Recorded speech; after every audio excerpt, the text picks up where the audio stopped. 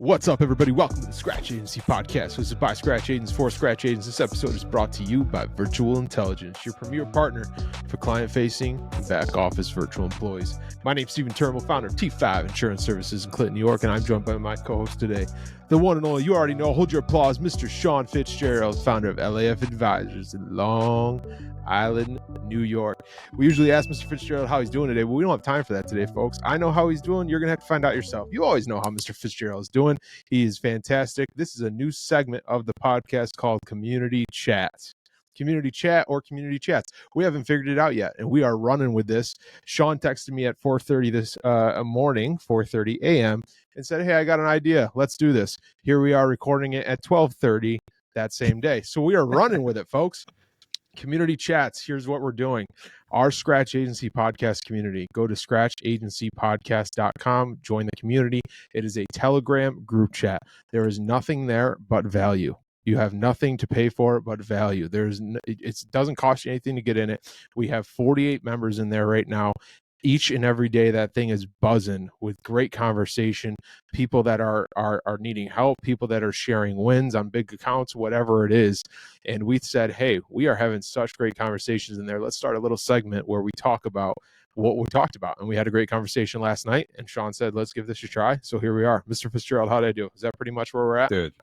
Yeah, perfect. I just think it's a little extra thing to help build value. It'll be a shorter form style segment too. So figure these episodes probably be 15 minutes max. And we're just going to dive into the questions that have some buzz in the community, you know? So yeah, man, let's get it started. I'm pumped. And this is right up your alley, Shawn. So I'm going to let you take the ball and run with it.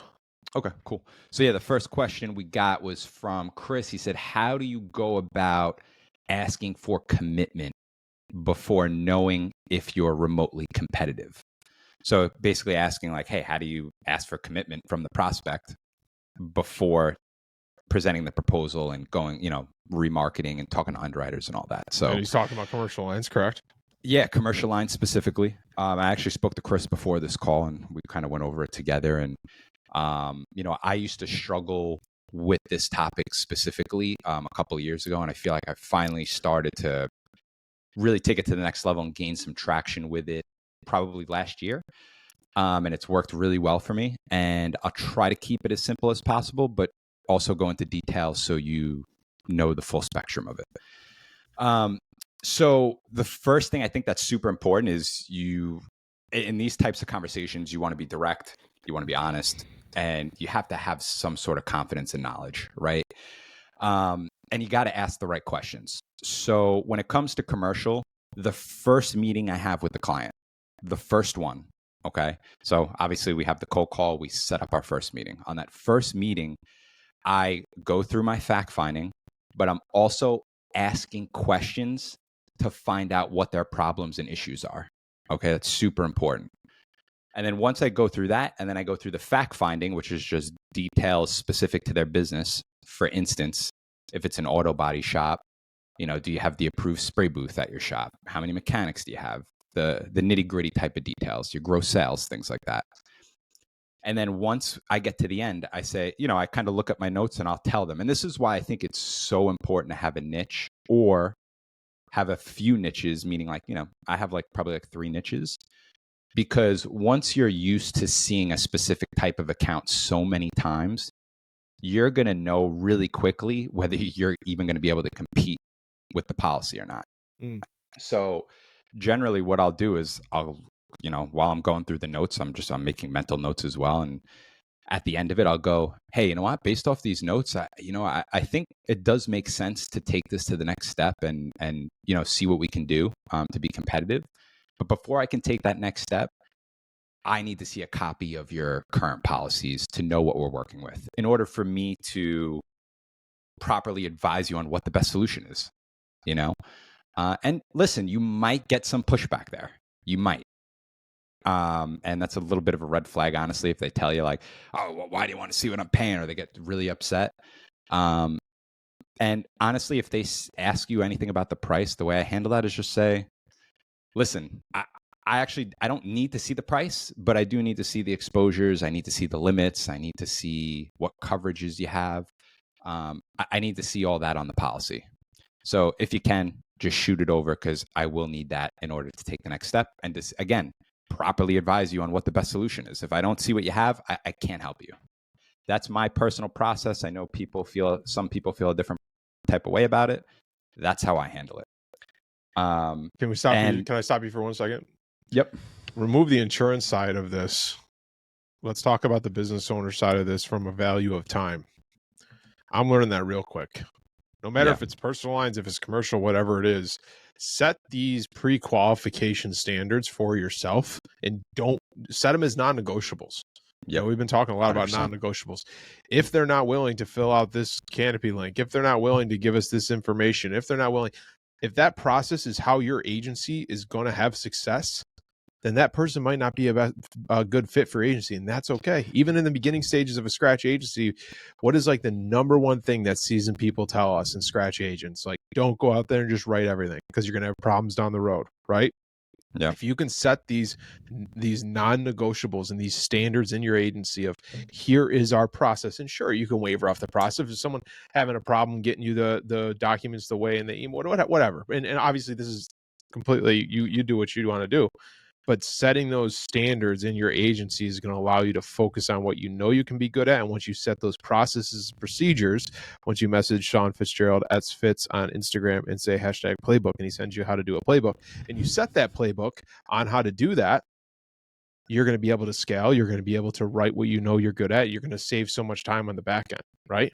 Yeah. And, the biggest thing I was talking with Chris about too is you also keep a really strong relationship with your carrier partners. If I'm sending 100 commercial submissions to my carrier partner and writing 2 of them, they're going to start to push me to the back of the line. Well, Shawn's not serious about 98% of the stuff he submits, so I'll put him on the back burner until I take care of these other accounts that, have a much better bind ratio. That's a great point that I didn't think about. That's a great point. Yeah. So, that's a big deal, especially with wholesale. If you're working with wholesalers, you don't want to be that broker that sends 100 things and writes 2. And funny enough, there are those marketing reps that'll tell you, hey, activity is super important. Just submit everything you can. But, there is something to having that bind ratio figured out, and it just makes your life easier, like Steven said. So basically what we do from there is we ask for the policy. Once we get the policy, I like to get it via email. Once we get it via email, I scroll through it and I look, and I'm only looking to do 2 things. Can I remarket this, or can I AOR this?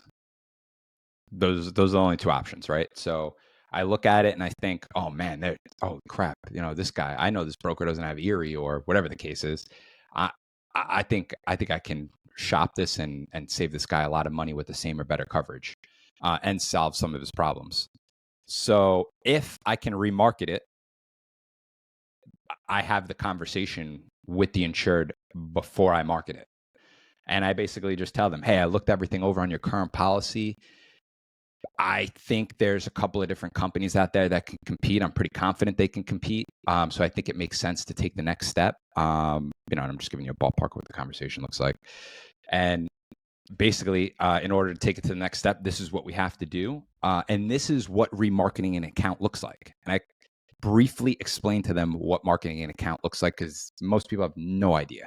Sure. So I tell them, hey, I have to go to my carrier. I have to put supplemental applications together. I have to, those supplemental apps could be 7 pages long. Then I have to send it to the company. I got to negotiate with the underwriters.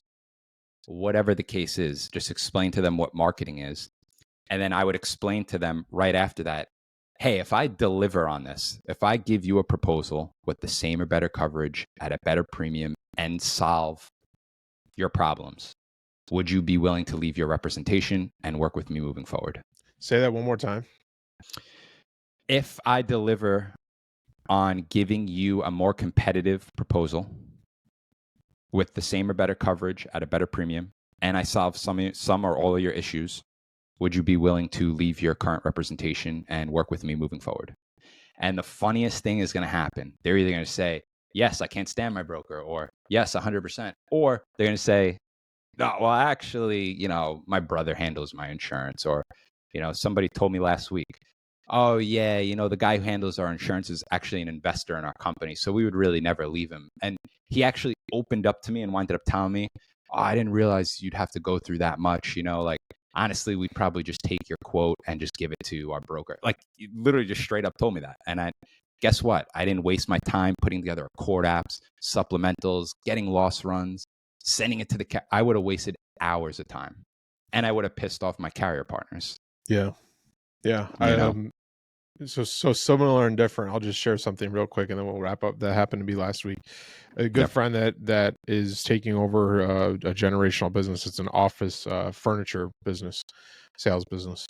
And I have all of his PNC stuff, and we've been talking about, hey, if that opportunity ever comes, I'd like to look at the business stuff, blah blah blah. And his father's passing it down to him, and I actually have the cyber policy, but everything else as far as the business stuff he's had with the same agent, whatever.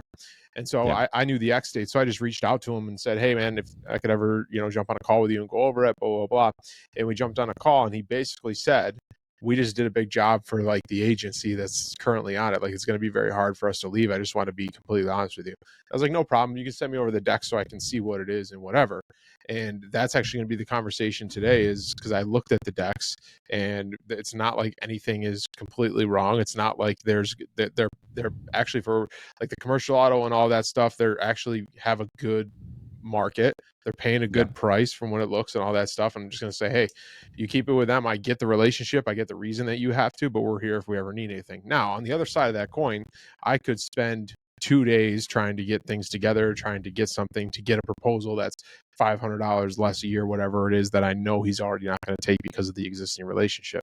But then what is that doing? What am I missing out on the rest of the opportunities in the business and all that stuff because I'm putting the effort towards that, right? So that's a real life example I'm going through right now. Yeah, that's a great example. And I think on top of that, if you run into those types of situations, right, my thing is, okay, you can't remarket it. Can you get the AOR? And now if you talk to this guy, Steven, and he tells you, you go through like the fact-finding questions as far as like, what's the relationship like with your current broker? Have you had any issues with your audits? What's your certificate turnaround time? Like that type of stuff. And everything is like, oh no, that's good. That's good. That's good. That's good. Right. And you realize there's nothing you can do from a price coverage standpoint.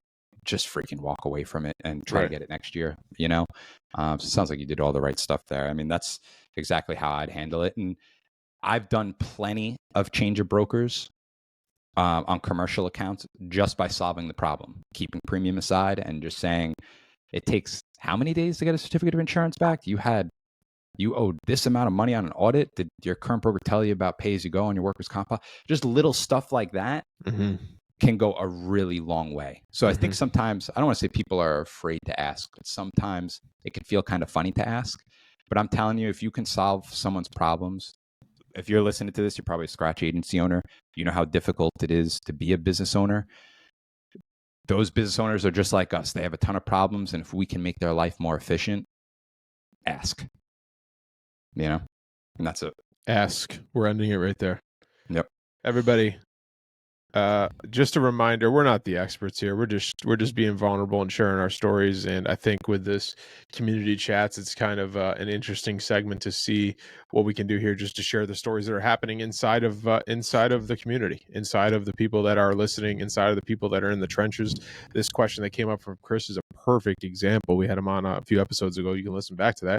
He's not even a year through the business and popped this question out into the community. And I think total 10 people respond with great detail, including Shawn, and we just wanted to talk about that specific topic. So Shawn, I'll also finish in asking if there's any specific topics that you think we should focus on, right? If there's maybe that one question, like message one of us, let us know, and we can either figure it out to talk about it ourselves, or we'll have somebody on and talk about it. But that's the first segment of Community Chats, everybody. This is Scratch Agency Podcast. Thanks for joining us. Do us a favor, like the show, share the show, and subscribe. And most importantly, remember to dig down deep, believe in yourself, in your own future. We'll see you next week. Take care.